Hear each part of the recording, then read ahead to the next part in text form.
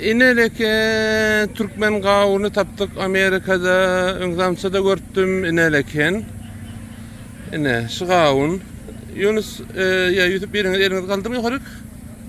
Ineleken şeýle. Eran gawuny satdy, menem Eran gawuny, ho Türkmenistanyň gawuny diýdim. Otan ýerde ýerleşýän aýtdym, man aýtdym, men çaňam şundak geçirýärdik diýdim.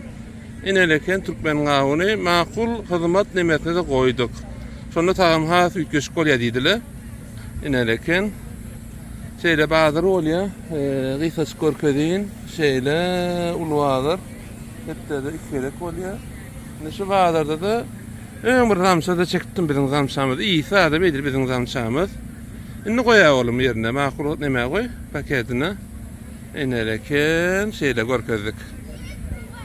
İneleken biziň gawunymyz Eran gawuny satdyran kelle. Men ýok Eran gawuny, bu Türkmen gawun diýdim.